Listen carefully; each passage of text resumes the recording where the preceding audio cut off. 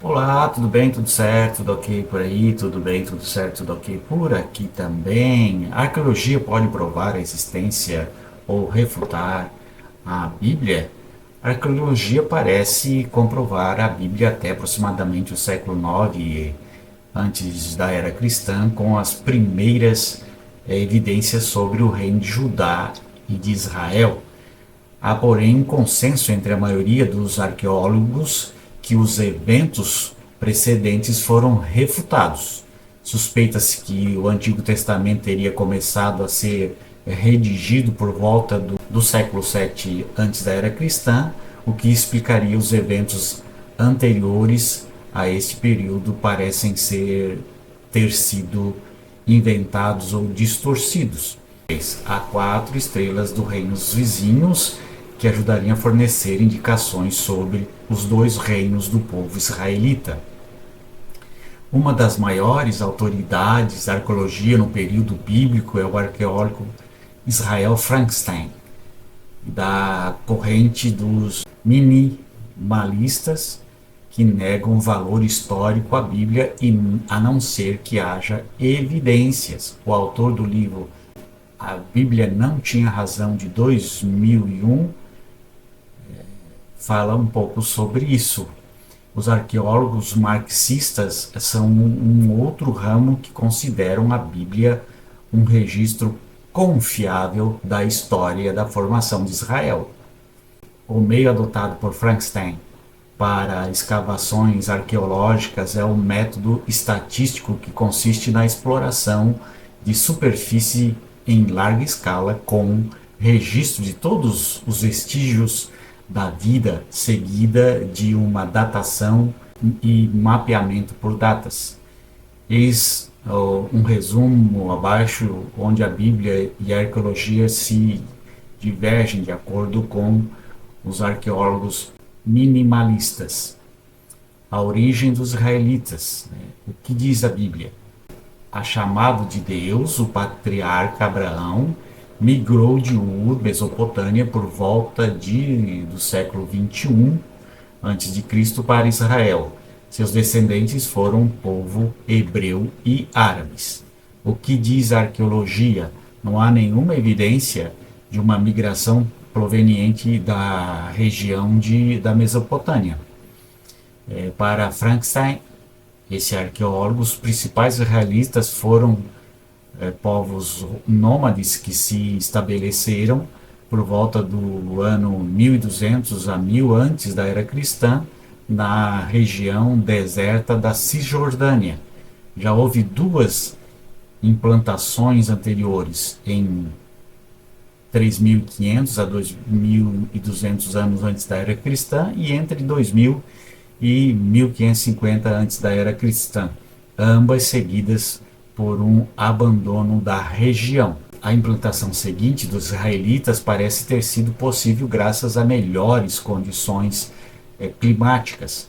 Os vestígios de acampamentos dessa terceira implantação são reconhecíveis por terem uma forma ovalada, o que evidencia uma origem nômade, e por não conterem restos de porcos que são consumidos pelos povos vizinhos de Canaã. Acredita-se que boa parte desses povos nômades seriam agricultores provenientes das cidades costeiras de Canaã. Um documento egípcio do faraó Merneptah, de 1236 a.C. a 1223 a.C., a estrela Merneptah faz menção ao nome de Israel, referindo-se ao povo israelita. A Bíblia cita que Abraão usou camelos como meio de transporte e durante guerras, mas, segundo os arqueólogos, os camelos foram domesticados somente bem depois, por volta do ano 1000 antes da era cristã. O Êxodo. O que a Bíblia diz sobre o Êxodo? O povo hebreu, depois de séculos de escravidão no Egito, regressou à terra prometida sob a liderança de Moisés. Trata-se do êxodo que teria ocorrido lá no século 13 antes da era cristã, onde os hebreus atravessaram o deserto do Sinai durante 40 anos. O que diz a arqueologia? Não há nenhuma evidência arqueológica do êxodo que sequer é mencionado pelos egípcios, nem de uma comunidade de hebreus no Egito neste período. Para complicar, a Bíblia nem cita o nome do faraó. De acordo com os arqueólogos, a escravidão não existia na época dos faraós e surgiu no Egito bem depois com as dinastias dos Ptolomeus.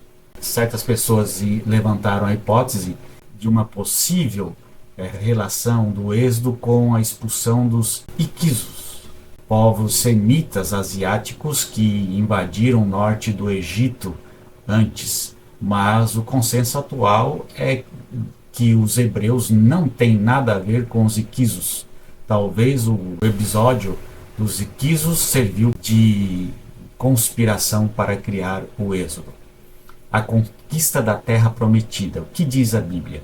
Sobre a liderança de Josué, os hebreus conquistaram o território de Canaã graças a uma intervenção divina. As muralhas da cidade de Jericó desabaram, permitindo sua conquista. O que diz a arqueologia? Não existe nenhuma evidência de uma invasão, conflito armado ou até de uma infiltração pacífica de um povo estrangeiro nessa época. Não existe nenhum vestígio de destruição em Jericó, nem de muralhas, que além disso era desocupada nesse período. Os reinos de Davi e Salomão. O que diz a Bíblia? Os reinos de Davi e Salomão, símbolos de uma monarquia unificada, representam o auge do povo hebreu. O reino desses dois monarcas era poderoso, com uma grande extensão, e tinham Jerusalém como capital, onde Salomão fez construir o primeiro templo. Depois da morte de Salomão, o reino se dividiu em dois reinos menores, Israel e Judá. O que a arqueologia diz sobre isso? Não existe nenhuma evidência de uma monarquia unificada ou de um reino importante com uma grande extensão. Jerusalém nesse tempo era somente uma aldeia e não poderia ser uma capital de um reino poderoso, nem certamente o local de um grande templo. O reino glorioso de 40 anos de Salomão não há a menor evidência arqueológica, segundo Frankenstein. Davi e Salomão, se existiram, foram chefes tribais que lideraram apenas um pequeno território.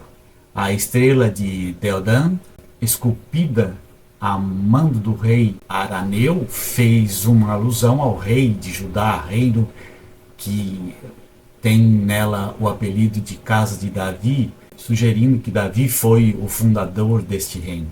As ruínas de Megido e Hazor, inicialmente datadas da época de Salomão, são atualmente consideradas como sendo aproximadamente um século mais recentes, graças a métodos mais precisos de datação.